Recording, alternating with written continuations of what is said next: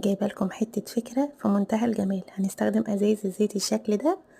انا هستخدم في الفكره دي ازازتين، لو معاكي اكتر من ازازتين ممكن تنفذي نفس الطريقه على العدد اللي عندك.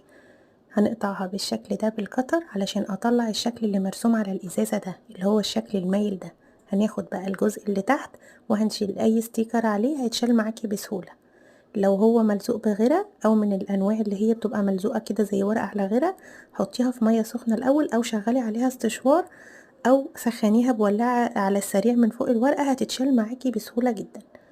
ده كم بلوزه قديمه عندي، اخدت جزء كده على قد الحلبه وبدات اثبته على الاحرف بالراحه خالص، مش مسخنه المسدس قوي علشان البلاستيك بتاع الازازه ما يتاثرش.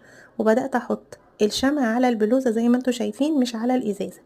بعد ما ثبت الاحرف هشد اي زيادة على القاعدة من بره بالشكل ده، هثبتها واخليها مشدودة تمام علشان الشكل يبقى معايا حلو كده. وهنا حطيت على القاعدة كلها شمع وثبت قطعة القماش دي على الاحرف بس اهم حاجة. وبعد كده هنشيل اي زيادة بالمقص علشان الشكل يبقى جميل معايا كده، مش محتاجة خالص نغلف من جوه في الطريقة دي، يعني طريقة سهلة اهي.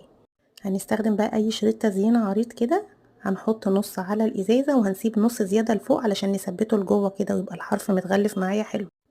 اهتم بتنسيق الالوان، يعني لون يبقى لايق مع لون القماشة علشان الشكل يبقى حلو معاكي. هنثبت كمان قطع حوالين القاعدة. بصوا بقى الشكل حلو ازاي.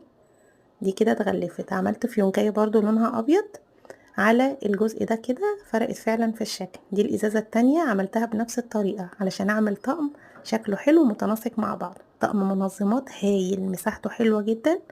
ممكن تغيري لون القماشة على لون الديكور اللي انت هتحطيه فيه، مثلا لو اوضه الاولاد لون ماشي مع الوان الاوضه، في اوضتك انت ممكن تستخدميه على التسريحه كمنظم لفرش والقماشات بتاعه الشعر وفرش المكياج.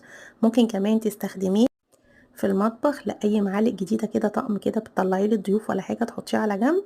نفذوا الفكره ومستنيه رايكم. كل سنه وانتم طيبين.